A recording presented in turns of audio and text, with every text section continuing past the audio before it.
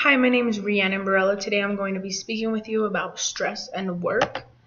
So to get right into it, defining stress. Stress is anything that poses a challenge to one's well-being.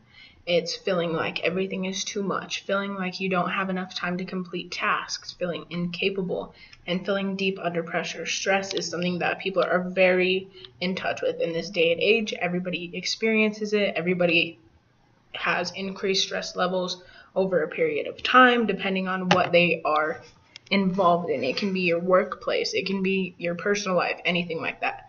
So stress in a general sense has a wide range of effects on your emotions, mood, and behavior.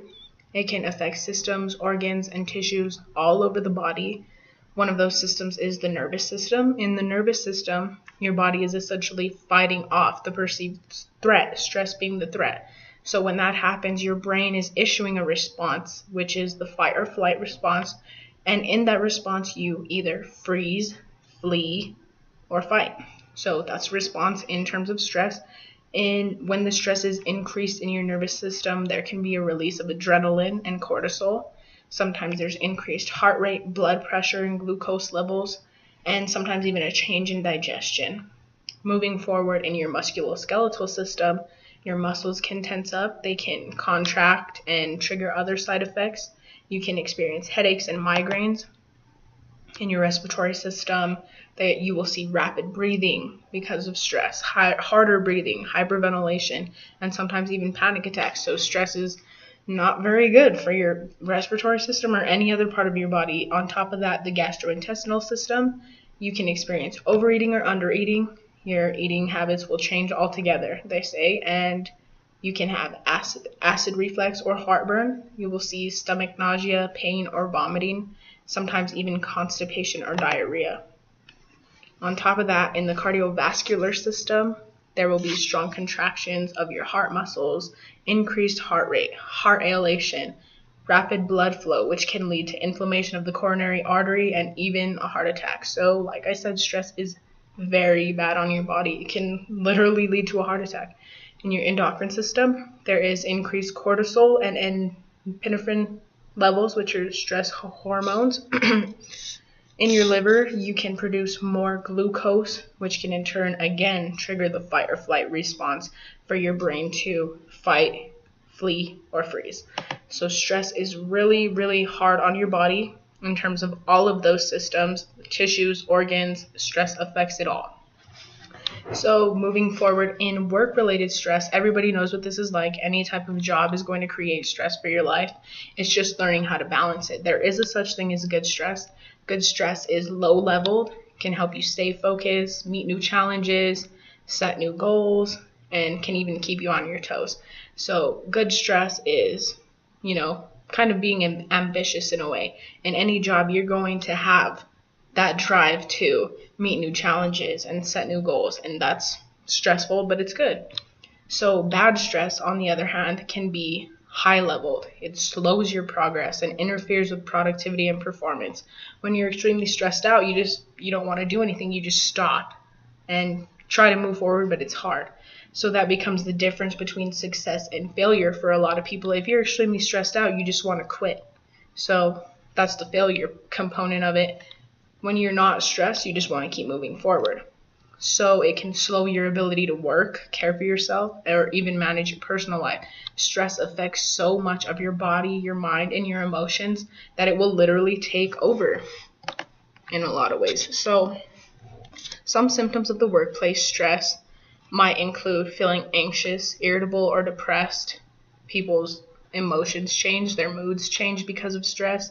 There's a loss of interest in the job. If you're stressed out, why would you even want to work for said company or anything, You'll have sleeping issues, fatigue, issues with concentration. It's hard to focus on things when you're so stressed out. You're so worried about everything else that you can't focus on the task at hand. You can't focus on one thing. There's muscle tension. You'll feel it in your back. You'll feel it in your stomach. You'll start having headaches, just like we explained before. Stomach issues, the digestion changes, overeating, undereating. That's when the acid reflux can step in. Diarrhea, constipation, that's when all of that happens. Those all relate back to stomach issues. You'll have social withdrawal. If you're stressed out, you're mad, you're irritated, you're annoyed, you don't want to talk to anybody, you don't want to be around people, you just want to get through the stress. There's a low sex drive. Some people even move as far as using drugs or alcohol to cope. I mean, it's a common thing. You always hear about business people or doctors or whatever. They take off to the bar and have a few drinks after their stressful day at work. I mean, it's okay to be able to go have a good time, but when you start using that as a coping mechanism, that's when it becomes an issue. And that's all symptoms of work-related stress.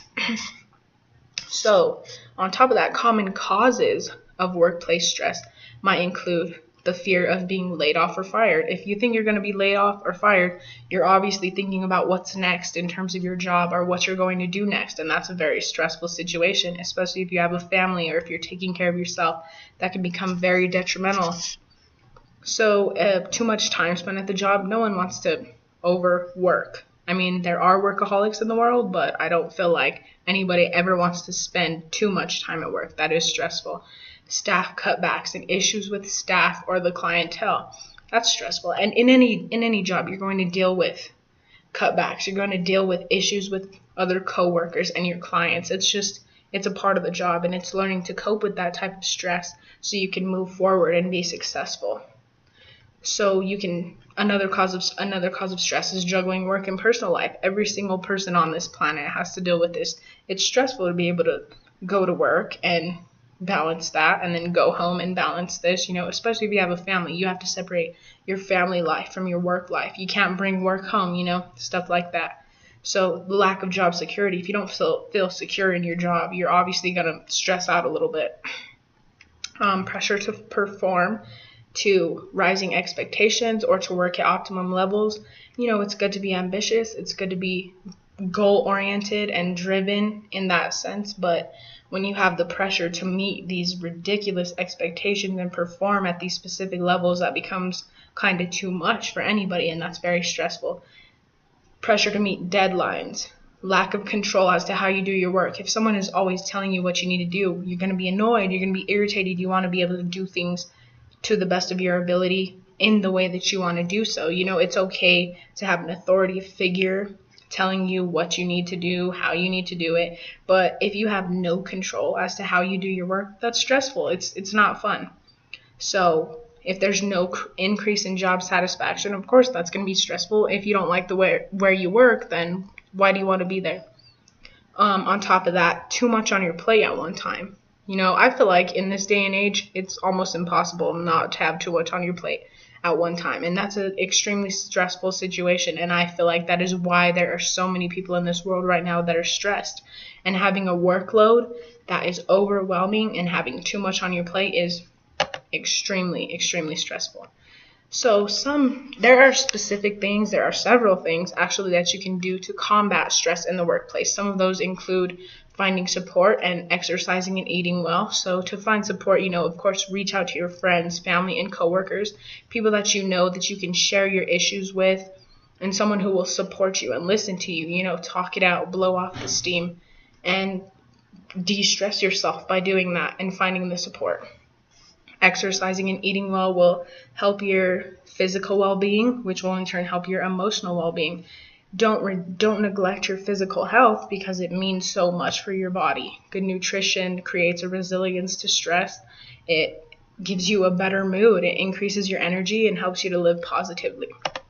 On top of that, another way to combat stress in the workforce is to get enough sleep. Not having enough sleep interferes with productivity, creativity, and problem-solving skills, as well as your ability to focus. So improving your quality of sleep by creating a prominent sleep schedule, turning off technology an hour before bedtime, and avoiding stimulating activity and stressful situations before bed will help you to get enough sleep and decrease those stress levels. You can also prioritize and organize. That's self-explanatory. Make sure that you're creating a balanced schedule. Wake up earlier in the morning, leave earlier in the morning, so you have that time to just be able to, take your time in a way. You can piddle, you can go at your own pace. You should be able to plan regular breaks so you can just take a little breather every now and then, walk around, go take a trip to the bathroom, go get some fresh air, and that will de-stress your life and take some stress weight in the workforce. On top of that, don't overcommit. Learn to say no. I feel like that's really hard for a lot of us. I have a lot of trouble not saying no, especially if it's in the workplace. You want to show your supervisor that you're doing what you need to do and then some. But combating stress in the workforce means that you break habits that contribute to a workplace stress. So resist perfectionism. Not everything needs to be perfect. Think positively. Try not to control. Remember that you are there to work. And if there's an authority figure, that's okay. Take the advice, take the ideas, and learn from them. Use that knowledge to build and decrease your own stress. Laugh it off. Everybody's human. We all make mistakes. And learning to laugh it off will decrease your stress. If you're sitting there piddling on things that have happened in the past, that's only going to make things worse for you. So clean up your act. If you have bad habits that you need to break them. And that will combat stress in the workforce for you. So all the things that we have discussed thus far have showed you what stress can do for your career. So it's very important to eliminate stress to lead a successful career. Number one, you can do that by tracking your stressors. Keep a journal if you need to. Get in touch with your emotions and make sure you know what stresses you out. Find the patterns that stress you out so you can avoid the things that stress you, so you can continue to move forward as a successful professional human being. On top of that, develop healthy responses to stress. You can exercise them off. Go to yoga. Do hobbies that make you happy. Do things that make you happy. Sleep. Take naps. Take the time that you need to yourself. Establish boundaries between work and life. You don't want to bring your work home. Like I said before, if you have a family, then don't bring your work home. Spend the time with your kids. Spend the time with your husband. Do what you need to do to decrease that stress, to eliminate it from your life and be successful. On top of that, take time to recharge, replenish, recover, and take care of yourself. Take the time to yourself, because if you don't know how to do that, then you're not going to lead a healthy lifestyle and live positively. You're just going to be a stressed human being, and that's no fun at all. On top of that, learn to relax, meditate, do deep breathing exercises, and find mindfulness in your life. It's just really important to know how to relax. Stress and relaxation are completely opposite. So if you can relax, you are eliminating stress automatically.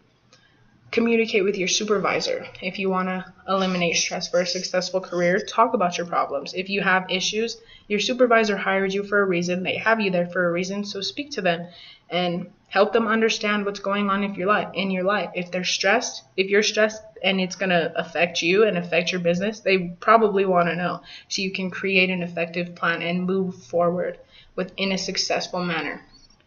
Get some support. Again, focus on family, friends, coworkers, and your supervisor, and ask them for the help when you need it. Talk about it. Blow off the steam. Find any employee assistant programs if you can, so you can eliminate all of that from your life as well.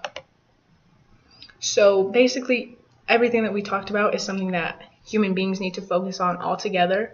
Stress can affect not only your personal life, but your work life, and balancing it between work and your life is crazy. So, we talked about how it affects your body. We talked about how it affects your mind, your emotions, the way you perform, the way you do things. So eliminate it from your life. It's easy to be able to just focus on the negative sides of anything, but focusing on the positives will help you decrease the stress in your life and move forward as a successful human being. So thank you so much for listening to this presentation. Here is my works cited pages. There are 4 sources on this page and 2 on this page. I appreciate you for listening.